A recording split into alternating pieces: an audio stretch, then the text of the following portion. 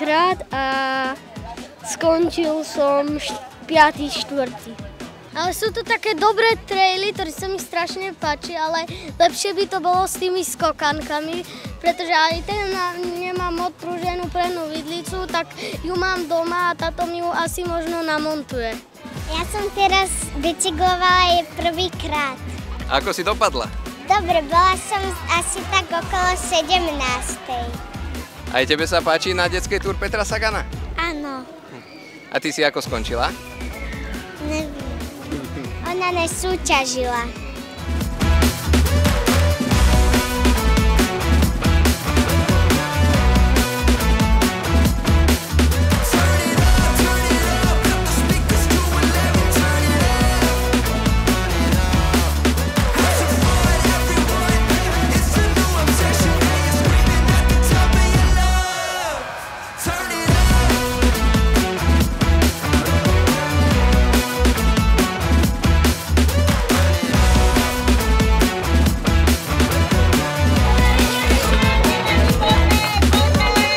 Mal 2 roky a som začal bicyklovať.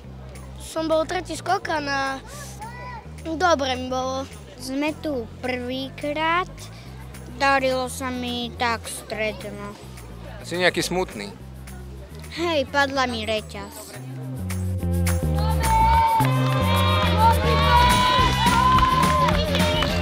Myslíme si, že nejaký úspech by sme mohli mať. Väčšinou deti z nášho cykloturistického klubu bývali v takých tých mladších kategóriách a moc neúspeli niektorí, ale teda ako sme sa ich my pýtali po takejto trase, tak hovorili, že sa im páčilo. No tak my sme ešte neodpretekali, my ideme ako poslední. My sme z cyklistickej túry, ja som z Oravy a moc nemám očakávania, ale uvidíme, ako to pôjde.